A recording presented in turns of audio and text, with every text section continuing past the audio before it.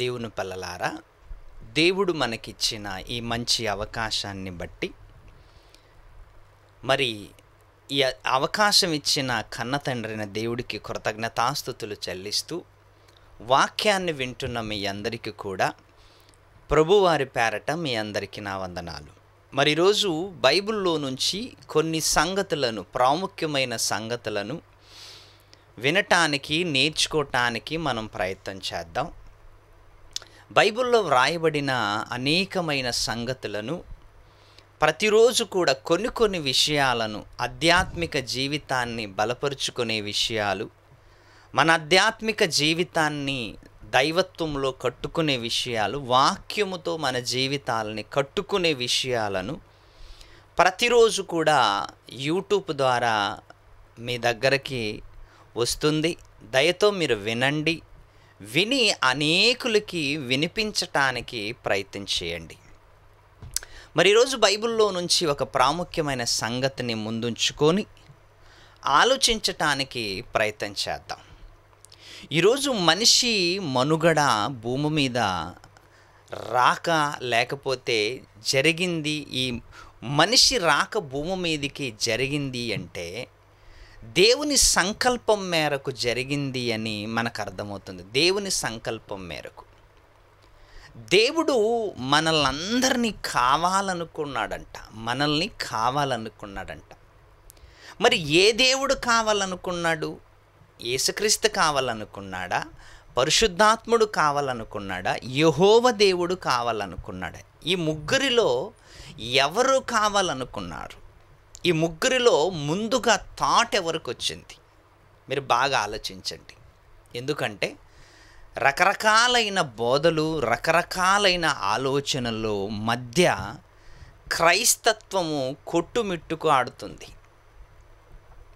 అందుకే అసలు మనము కావాలని ఎవరికి ఆలోచన వచ్చింది? మనం ఆలోచిద్దాం.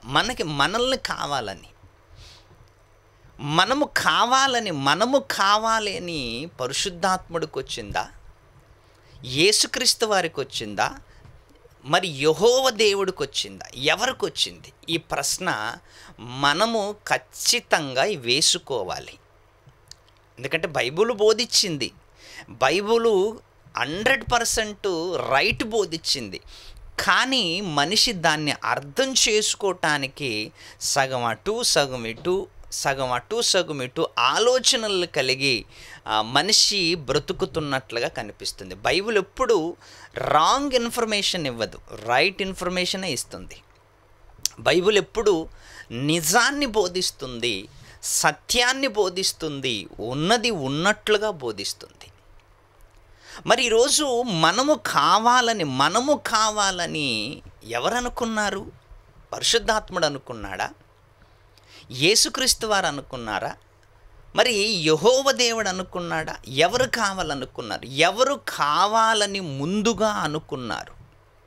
మీరు బాగా ఆలోచించండి.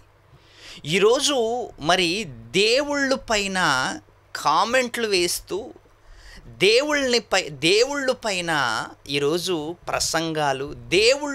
ప్రసంగాలు చేస్తూ, ఏమిటి దేవుళ్ళనే తప్పు పట్టేంత స్థాయికి మన ప్రసంగికులు ఎదిగిపోయారు. ఈరోజు ఒక దేవుడు అంటే ఒక దేవుడు. అసలు దేవుళ్ళ గురించి అసలు మాట్లాడే అర్హత, దేవుళ్ళ గురించి మాట్లాడే అర్హత మనకేమనుందా? 60-70 సంవత్సరాలు బ్రతికిన మన జీవితంలో, 60-70 సంవత్సరాలు బ్రతుకుతున్న ఈ చిన్న కాలంలో అసలు నా జీవితం ఏంటి? అసలు నేను ఎవరిని ఇంతకీ? నా ఉనికి, నా జీవితమే 60-70 సంవత్సరాలు ఉన్నప్పుడు ఈ జీవితంలో నన్నెవరు సృష్టించారు అని పరిశోధన దృక్పథంతో చదువుకోకుండా, పరిశోధన చేయకుండా వాళ్ళ గొప్ప, వీళ్ళు గొప్ప, అది రాంగు, ఇది రాంగు, అది రైటు అని మన జ్ఞానాన్ని మనమే ప్రదర్శించుకుంటున్నాము. కానీ అసలు నేను ఎవరిని ఇంతకీ? నన్ను ఎవరు కావాలనుకున్నారు? ముందుగా నన్ను ఎవరు కావాలనుకున్నారు? ఏంటి? మీరు బాగా ఆలోచించండి. నన్నెవరు కావాలనుకున్నారు, అసలు నన్నెందుకు కావాలనుకున్నారు అని మనం ఆలోచిస్తే బైబిల్ దానికి ఆన్సర్ చెప్పింది. కానీ దానిపైన రకరకాలైన బోధలు చేయటం వలన అది కాస్త మనిషికి అర్థం కాకుండా అయిపోయింది. అసలు నిన్నెవరు కావాలనుకున్నారు? ఈరోజు మన కళ్ళు ముందు బైబిల్లో కనిపిస్తున్న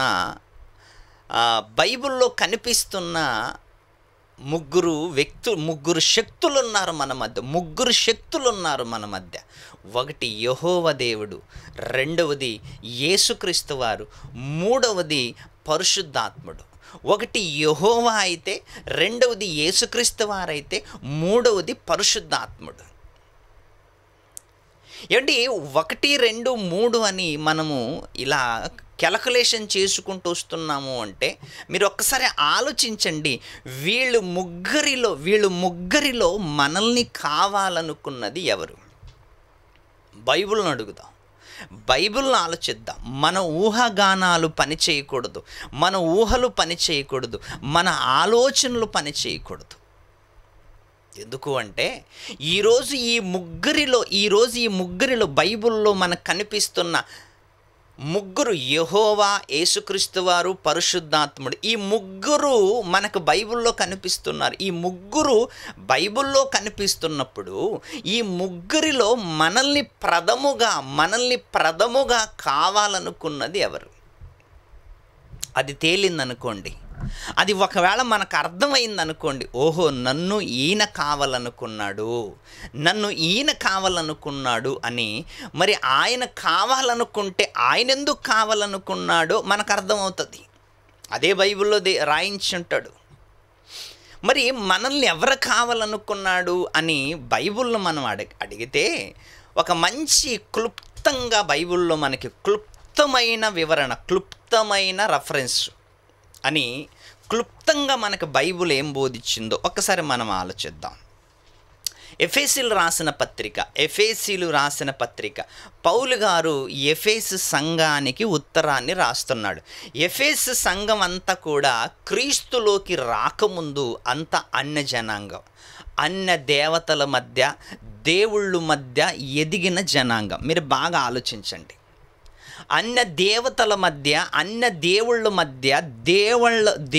మధ్య ఎదిగిన జనాంగం, అన్య జనాంగం ఎఫెసీ పట్టణంలో ఉంటున్న వాళ్ళు.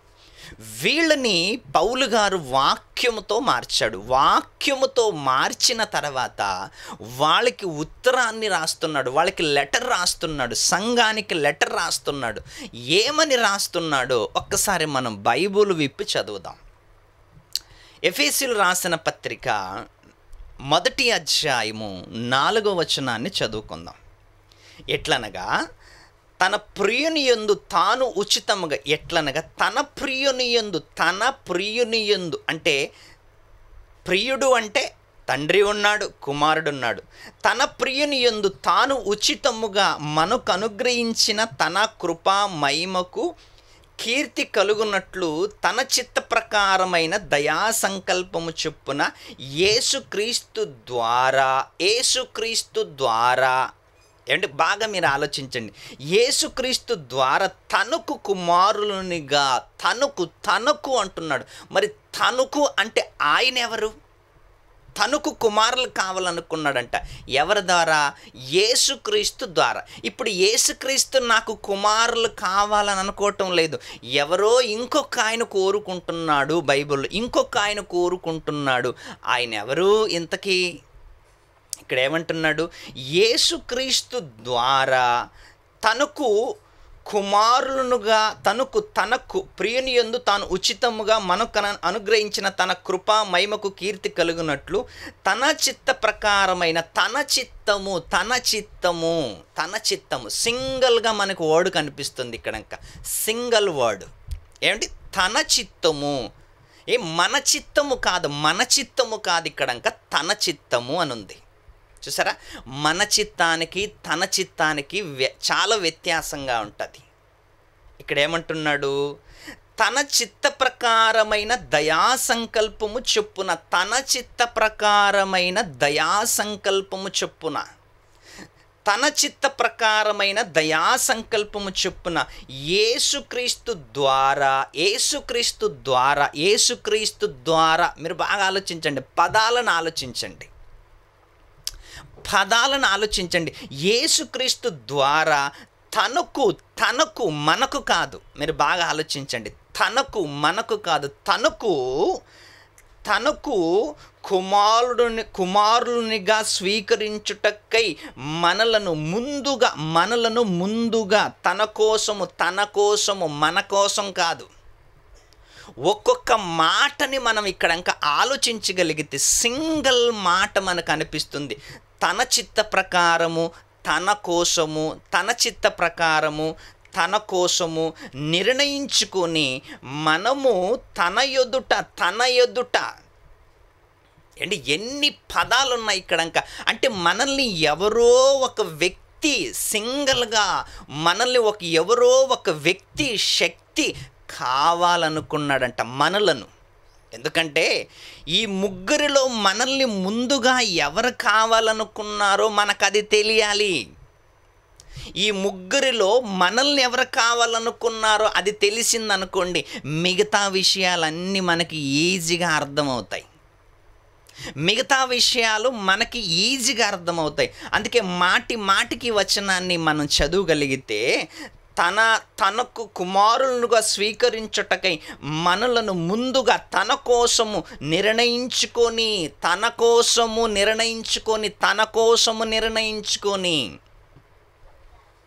ఏంటి పదాలని మళ్ళీ ఎందుకు చెబుతున్నాను అంటే, ఇక్కడ తన కోసం అని ఉంది, మన కోసం అని లేదు కదా. తన కోసము నిర్ణయించుకొని మనము తన ఎదుట పరిశుద్ధులుగాను నిర్దోషులమునై ఉండవలెనని జగత్తు పునాది వేయబడకు మునుపే ప్రేమ చేత ఆయన క్రీస్తులో మనలను ఏర్పరచుకొనెను.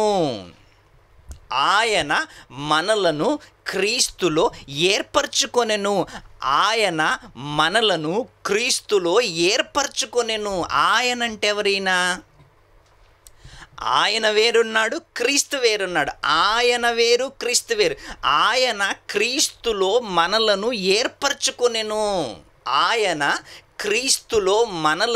ఏర్పరచుకొనెను. మళ్ళీ రిపీట్ చేయండి ఆ మాట. పదాన్ని విడగొట్టి ప్రయత్నం చేయండి. మీకు అక్కడంక ఇద్దరు వ్యక్తులు కనిపిస్తారు. ఒక ఆయనేమో కావాలనుకున్నాడంట, తన కోసము కావాలనుకున్నాడంట. ఆయన కావాలనుకున్న వాళ్ళు యేసుక్రీస్తు ద్వారా కావాలనుకున్నాడంట. అంటే ఒక ఆయనకి ముందుగా కోరిక వచ్చింది, ఒక ఆయనకి తలంపు వచ్చింది, నాకు కుమారులు కావాలి, మనకు కాదు నాకు కావాలి, తనకు కావాలి అని ఆలోచన వచ్చిందంట. ఆయన ఎవరింతకీ? మీరు బాగా ఆలోచించండి. అదే 10వ వచనం చదువుకుందాం. ఎఫెసీయులకు రాసిన పత్రిక 1వ అధ్యాయము 10వ వచనం. ఇక్కడ కూడా ఒక మంచి సందర్భాన్ని బైబిల్లో మనకు కనిపిస్తుంది. ఈ సంకల్పమును బట్టి ఆయన పరలోకములో ఉన్నవి కానీ భూమి మీద ఉన్నవి కానీ సమస్తమును క్రీస్తునందు ఏకముగా సమకూర్చవలెనని తనలో తాను నిర్ణయించుకొనెను. మనలో మనం నిర్ణయించుకోవటం వేరు, తనలో తాను నిర్ణయించుకోవటం వేరు. తనలో తాను అనుకుంటున్నాడంట. అంటే ఇక్కడ రెండో వ్యక్తికి అవకాశం లేదు. మొదటి వ్యక్తి తానే సొంతముగా నిర్ణయం తీసుకున్నట్లుగా, ఏమని? నాకు పిల్లలు కావాలని. అంటే నాకు పిల్లలు కావాలని తాను నిర్ణయించుకున్నాడంట. తన కోసము తాను నిర్ణయించుకున్నాడంట. అంటే ఎవరికి ఒకరికే కలిగి ఉండాలి ఆలోచన, ఏమని? నాకు పిల్లలు కావాలని ఎవరికో ఒకరికే ఆలోచన కలిగి ఉండాలి. ఏమంటే మీరు ఆలోచించండి. ట్రైన్ నడుపుతున్న డ్రైవర్ ఇద్దరు పోటీ పడ్డారనుకోండి, ట్రైన్ నడపటానికి ట్రైన్ పట్టాల మీద ఉంటుందా? ఇంతకీ ఉండదు. ఒక కుటుంబాన్ని ఇద్దరు మేనేజ్ చేయాలనుకున్నారనుకోండి, కుటుంబం బాగుంటుందా? ఉండదు. అందుకే యాజమాన్యం అనేది చాలా ప్రాముఖ్యం. ఇంటికి పెద్ద దిక్కు అనేది ప్రాముఖ్యం. ఇంటి యజమానుడు ఎంత ప్రాముఖ్యమో ఈ విశ్వములు కూడా ఎవరో ఒకరే ప్రాముఖ్యం. ఆయన ద్వారా ప్రతీది జరగాలి. ఆయన ద్వారా ప్రతీది జరగాలి. ఎవరు పడితే వాళ్ళు చేయటానికి వీలు లేదు. ఎవరికి ఇష్టం వచ్చినట్లు వాళ్ళు చేయటానికి వీలు లేదు. ఎవరికి ఇష్టం వచ్చినట్టు వాళ్ళు చేసుకుంటే గందరగోళం అయిపోద్ది. ఒక ఆయనే మేనేజ్ చేయాలి. ఒక ఆయన ద్వారా ప్రతీది కూడా జరగాలి. ఒక ఆయన ద్వారా ఏదైనా జరగాలి. ఆయన వేరే వాళ్ళకి అప్పగించవచ్చు, అది రెండో సంగతి. వేరే వాళ్ళకి అప్పగించవచ్చు, ఇది నీవు చెయ్యి, ఇది నీవు చెయ్యి, ఇది నీవు చెయ్యి, ఇది నీవు చెయ్యి. కానీ ఒక్కడి నిర్ణయంతోనే అన్ని పనులు జరగాలి. ఒక్కడి నిర్ణయంతోనే అన్ని పనులు జరగాలి. అందరి నిర్ణయాలు తీసుకున్నారనుకోండి, ఏమవుతుంది? గందరగోళం అవుతుంది. అందుకే ఏమంటున్నాడు 10వ వచనం, ఈ సంకల్పమును బట్టి ఆయన పరలోకములో ఉన్నవి కానీ భూమి మీద ఉన్నవి కానీ సమస్తమును క్రీస్తునందు ఏకముగా సమకూర్చవలనని తనలో తాను నిర్ణయించుకొనెను. ముందు ఏదైనా మన ఇంట్లో కానీ ఆఫీసులో కానీ ఆఫీసులో ఏదైనా జరగాలి అంటే ఎంత పెద్ద ఆఫీసర్ అయినా నిర్ణయం తీసుకోడు. ముందు బాసును అడుగుతాడు. అప్పుడు బాసు నిర్ణయించుకుంటాడు. బాసు నిర్ణయించుకొని అప్పుడు వేరే వాళ్ళకి చెప్తాడు, ఓకే ఇది చేయండి, ఇది చేయండి, ఇది నీవు చెయ్యి, ఇది నీవు చెయ్యి. దీన్ని బట్టి మనకేమర్థమవుతుందంటే, మనము కావాలి అని ఎవరో ఒక ఆయన నిర్ణయం తీసుకున్నాడంట. ఎవరో ఒక ఆయన తనలో తాను అనుకున్నాడంట. ఏమని? మనము మనుషులు కావాలని, కుమారులు కావాలని తనలో తాను అనుకున్నాడంట. అంటే మీరు ఆలోచించండి, తనలో తాను అనుకున్నాడంటే మనము కావాలని. తర్వాత మన కోసం ఏమేమి చెయ్యాలో, మనల్ని ఎలా చెయ్యాలో అని ఇప్పుడు ఆదికాండం చదువుకుందాం. ఆదికాండం 1వ అధ్యాయం, బాగా బైబిల్ని ఆలోచించండి. ఆదికాండం 1వ అధ్యాయం 26వ వచనం. ఇంతకుముందు ఎఫెసీ పత్రికలో మనం సింగిల్గా మాట చూసాం. సింగిల్గా తన కోసము తన చిత్త ప్రకారముగా తాను నిర్ణయించుకొని అని పదాలు చదువుకున్నాం.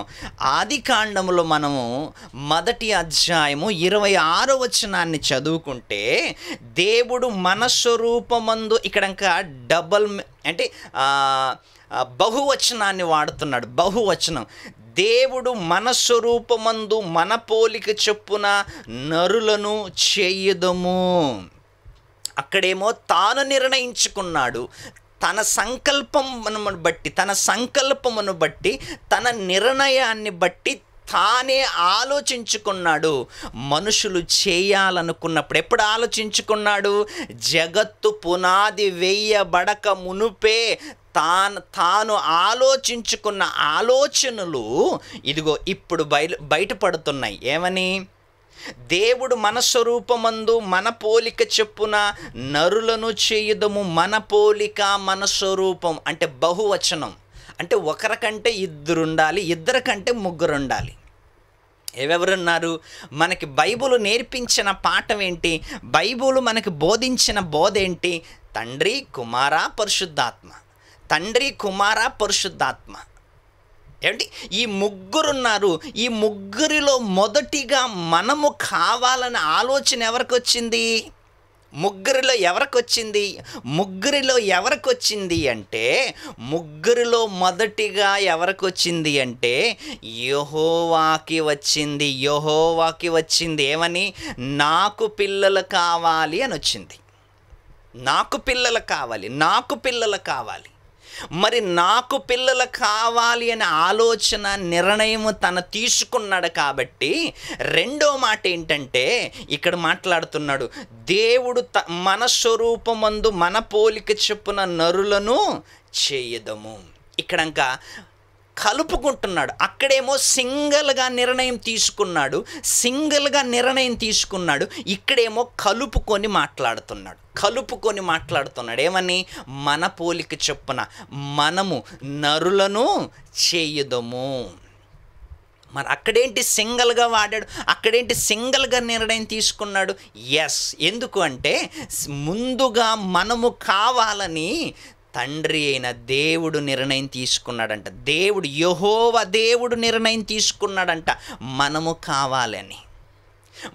కావాలని యెహోవా దేవుడు నిర్ణయం తీసుకున్న తర్వాత మనుషుల్ని కలిగించేటప్పుడు, మనుషుల్ని చేసేటప్పుడు ఏమంటున్నాడు? మన పోలిక చొప్పున మన స్వరూపమందు నరులను చేయదము. మన పోలిక చొప్పున మన స్వరూపమందు నరులను చేయుదము. ఆదాము దేవుని కుమారుడు అని ఉంది. ఆదాము దేవుని కుమారుడు అని బైబిల్లో ఉంది, తెలుసు కదా.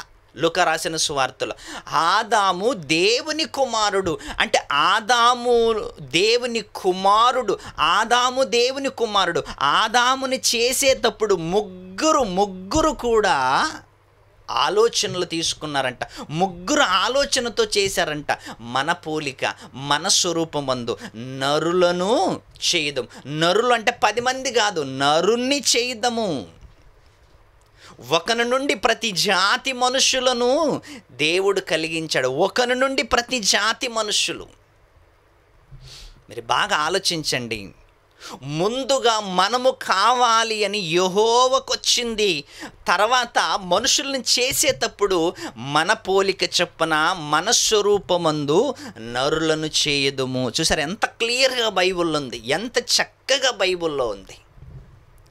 ఎఫెసీయులు రాసిన పత్రికలో ఒక మంచి మాట అక్కడ కూడా మనం చదువుకుంటే,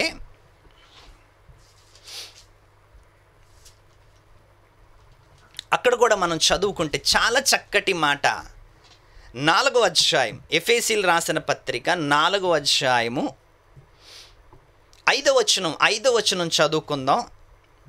ప్రభు ఒక్కడే, విశ్వాసం ఒక్కటే, బాప్తీసం ఒక్కటే, అందరికీ తండ్రి అయిన దేవుడు ఒక్కడే, ప్రభువు ఒక్కడే, ఆయన యేసుక్రీస్తు వారు. బాగా ఆలోచించండి. ప్రభు ఒక్కడే, విశ్వాసము ఒక్కటే, బాప్తిస్మము ఒక్కటే, అందరికీ తండ్రి అయిన దేవుడు, అందరికీ తండ్రి అయిన దేవుడు ఒక్కడే. 12 మంది తండ్రులుండరు. 12 మంది తండ్రులుండరు. వచ్చిన ప్రతివాడు తండ్రిగా ఉండడు. మనకు ఒకే తండ్రి ఉన్నాడు, ఒకే తండ్రి. ఆయన అందరికంటే పైగా ఉన్నాడు. నీకైనా తండ్రే, నాకైనా తండ్రి, నీకైనా తండ్రి, నాకైనా తండ్రి. ఆయన అందరికంటే పైగా ఉన్నాడు. మరి ఇంకా మనకే కాదు, యేసుక్రీస్తు వారు కూడా ఏమంటున్నాడు? నీ తండ్రి నా తండ్రి, నీ దేవుడు నా దేవుడు. చూసారు ఎంత చక్కగా పలికాడు. నీ తండ్రి నా తండ్రి, నీ దేవుడు నా దేవుడు. యేసుక్రీస్తు వారు మాట్లాడుతున్నాడు ఏమని? నీ తండ్రి నా తండ్రి, నీ దేవుడు నా దేవుడు. దీన్ని బట్టి మనకేమర్థమవుతుందంటే, మనల్నందరినీ కావాలనుకున్నది ఈ ముగ్గురిలో ఎవరు కావాలనుకున్నారు? ముందుగా మనల్ని ఎవరు కావాలనుకున్నారు? యెహోవా కావాలనుకున్నాడు. తన కోసము నిర్ణయించుకున్నాడంట. తనలో తాను నిర్ణయించుకున్నాడంట. ఒక్కసారి మీరు ఆలోచించండి. బైబిల్ని చదివే విధానము కాస్త మనం ఆలోచించగలిగితే, దేవుడు ఎందుకు మనకి ఇలాగ రాస్తున్నాడు, అసలు మన జీవితపు ఉనికి, అసలు మన జీవితాన్ని మనం ఒక్కసారి ఆలోచించుకుంటే, అసలు నన్ను ఎవరు చేశారు ఈ లోకంలో, అసలు నన్నెవరు చేశారు, నన్నెవరు పంపారు ఈ లోకానికి, నన్ను కావాలనుకున్నది ఎవరు, నన్ను కావాలనుకున్నది ఎవరు?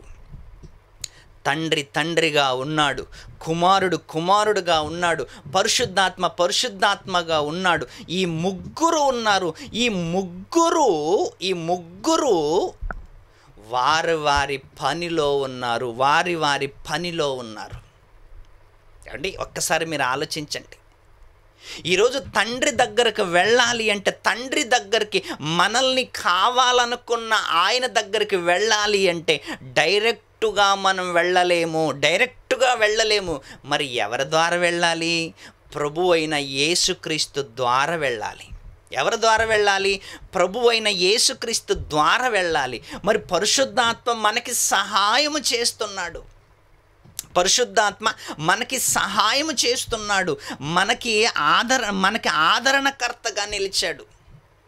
ఈ ముగ్గురిలో ఎవరిని కాదనుకున్నా, ఈ ముగ్గురిలో ఎవరిని ఒప్పుకోకపోయినా తండ్రి దగ్గరికి మాత్రం వెళ్ళం. మనం తండ్రి దగ్గరకు వెళ్ళం, పరలోకానికి వెళ్ళం.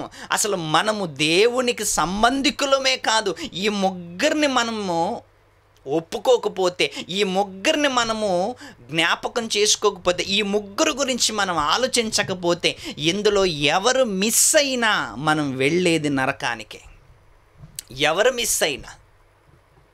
అందుకే భూమి మీదికి మనము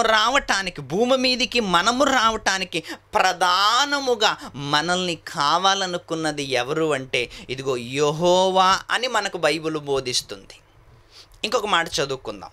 అందరికీ తండ్రి అయిన దేవుడు ఒక్కడే, ఆయన అందరికీ పైగా ఉన్నాడంట. అందరికీ తండ్రి అయిన దేవుడు ఒక్కడేనండి. మనకు తండ్రులు 10 మంది ఉండరు. ఇప్పుడు నీకెవరు తండ్రి అండి అని నీవు ఆత్మీయంగా నీకెవరు తండ్రి అండి అని అడిగితే నీవేం చెప్తావు? పరిశుద్ధాత్మ చెప్తావా, యేసుక్రీస్తు అని చెప్తావా, యెహోవా అని చెప్తావా, ఎవరని చెప్తావు? ఈ ముగ్గురిలో నీకు తండ్రి ఎవరండి, నిన్ను కన్నది ఎవరండి, అసలు నిన్ను కావాలనుకున్నది ఎవరండి అని నన్నైనా అడిగితే నేనేం చెప్తాను తెలుసా? ముందుగా నన్ను కావాలనుకున్నది ఎవరు అంటే ఇదిగో యెహోవా అని చెప్తాను. ఆయన అందరికంటే పైగా ఉన్నాడంట, అందరిలోనూ ఉన్నాడంట, అందరిలో ఉన్నాడు, అందరికంటే పైగా ఉన్నాడు. మీరు బాగా ఆలోచించండి, వచనాలని ఆలోచించండి, ఆత్మీయంగా ఆలోచించండి, శారీరకంగా కాదు. మనందరికీ తండ్రి అయిన దేవుడు ఒక్కడే. ఆయనే ఉన్నవాడు, ఆయనే ఉన్నవాడు. కీర్తనలు 100 చక్కటి మాట చూడండి. మరొకసారి మాట చదువుకుందాం. కీర్తనలు 100 అధ్యాయం 3వ వచనం. 100 అధ్యాయం 3వ వచనం. యెహోవాయే దేవుడని తెలుసుకోండి. యెహోవా. ఎఫెస పత్రికలో తన కోసము తనలోనే అనుకున్న ఆ వ్యక్తి ఎవరు అంటే, ఆ శక్తి ఎవరు అంటే, ఆయన ఎవరు అంటే యెహోవా అని బైబిల్ మనకి బోధిస్తుంది. యెహోవా వాక్యములు మీకు రావాలి అంటే కొంత అచ్చట కొంత వీచ్చట గ్రంథాన్ని పరిశోధన చేయాలి. ఒక దగ్గర ఆగి దాని మీద నిలబడి ఇదే రైట్ అనుకుంటే దానికి క్రాస్ రెఫరెన్స్ ఇంకొకటి ఉంటుంది. అందుకే ఎప్పుడు కూడా బైబిల్ని చదువుతున్నప్పుడు ఒక దగ్గర ఆగకండి, ఇంకా చదవండి. ఏదో తొందరగా జవాబు చెప్పేయాలి, ఏదో తొందరగా వాడిది తప్పు అనాలి, తొందరగా వాడిది రాంగ్ అని డిసైడ్ చేయాలని ఎప్పుడు ఇలాంటి తప్పుడు అభిప్రాయాలతో బైబిల్ చదవకండి. పరలోకం వెళ్ళాలి కదా, దేవుడి దగ్గరికి వెళ్ళాలి కదా, దేవుడితో ఉండాలి కదా, నిత్యము దేవుడితో ఉండాలి కదా. మరి నిత్యము దేవుడితో ఉండాలనుకున్నప్పుడు ఎంత దీర్ఘశాంతంతో ఉండాలి, ఎంత నెమ్మదితో ఉండాలి, ఎంత వినయభావంతో ఉండాలి. తొందరగా ఏదో వాడిది తప్పు అనాలి, ఏదో వాడిది రాంగ్ అనాలని దానికోసం బైబిల్ అసలే చదవకండి. ఈ ప్రసంగాలు విన్న తర్వాత, ఈ మాటలు విన్న తర్వాత కూడా నా మీద కామెంట్లు పెట్టేవాళ్ళు చాలామంది లేస్తుంటారు. ఇదిగో ఈయన ముగ్గురు అంటున్నాడు, లేకపోతే ఇంకొక ముగ్గురు ఒకటనేవాళ్ళు, అలా అనేవాళ్ళు, ఇలా అనేవాళ్ళు, వాళ్ళ నా మీద ఎన్నో కామెంట్లు పెడుతుంటారు.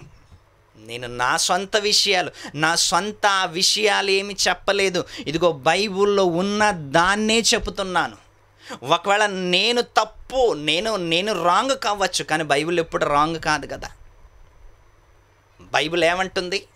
103 యెహోవాయే దేవుడని తెలుసుకోండి, ఆయనే మనలను పుట్టించెను, మనము ఆయన వారము. యెహోవాయే దేవుడని తెలుసుకోండి, యెహోవాయే దేవుడని తెలుసుకోండి, యెహోవాయే దేవుడని తెలుసుకోండి. ఇంతకీ ఏ యెహోవా అంటే మనల్ని కన్న తండ్రి. ఆయనకు ఒక పేరుంది, నా పేరు యెహోవా అని ఆయనే పిలుచుకున్నాడు. నా పేరు యెహోవా అని, ఇది నా పేరు యెహోవా అని ఆయనే చెప్పాడు. ఆయనే మనలను కలుగజేసెను. యెహోవాయే దేవుడని తెలుసుకోండి, ఆయనే మనలను పుట్టించెను, మనము ఆయన వారము. తన కోసము నిర్ణయించుకున్నాడంట. ఎఫెసీ పత్రికలో తన కోసం నిర్ణయించుకున్నాడంట. తన సంకల్పము చొప్పున, మన సంకల్పము కాదు, మన కోసము కాదు, తన కోసము, తన సంకల్పము. బైబిల్ పదాలు అర్థం కాక, బైబిల్ పదాలను అర్థం చేసుకోక చాలామంది పొరపడుతూ ఏదో రకంగా అవతల వాళ్ళని తప్పు పట్టాలని రకరకాలుగా ఆలోచనలు చేస్తూ మనల్ని మనమే మోసం చేసుకుంటున్నాం ప్రియులారా. అందుకే ఎప్పుడు కూడా తొందరపాటు నిర్ణయాలు తీసుకోకండి. అసలు నన్ను కావాలనుకున్నది ఆ ముగ్గురిలో ఎవరు? అసలు ఆ ముగ్గురిలో ఎవరు అంటే బైబిల్ ఏం చెప్తుంది? యెహోవా అని చెప్తుంది. మరి యేసుక్రీస్తు వారు కూడా ఏమంటున్నాడు? నీ దేవుడు నా దేవుడు, నీ తండ్రి నా తండ్రి.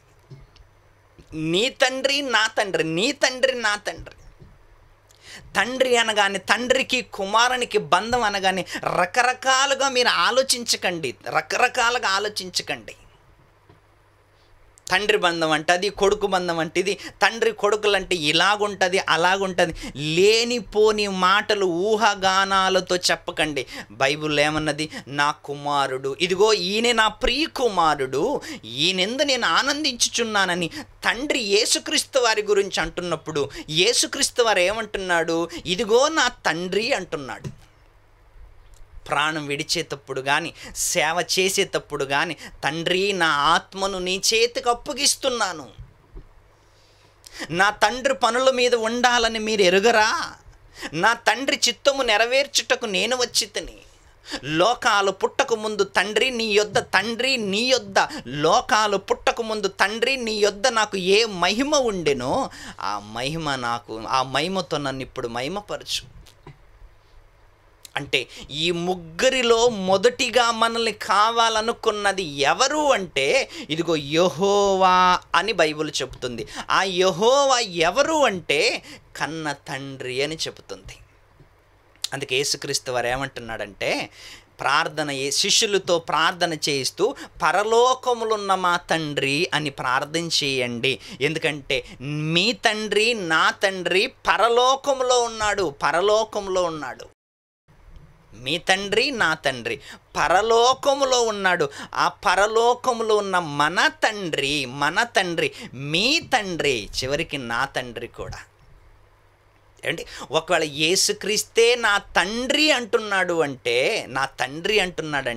మరి ఆయన ఎవరింతకీ? యేసుక్రీస్తు ఏమంటున్నాడు? మీ తండ్రి నా తండ్రి అంటున్నాడు. మరి ఆయన ఎవరింతకీ? యేసుక్రీస్తే అంటున్నప్పుడు ఆయన ఎవరింతకీ అంటే ఆయనే యెహోవా అని మనకు బైబిల్ సెలవిస్తుంది. మనందరికీ తండ్రి అయిన దేవుడు, మనందరికీ తండ్రి అయిన దేవుడు ఒక్కడే. ఆయన అందరికంటే పైగా ఉన్నాడు, అందరిలో వ్యాపించాడు.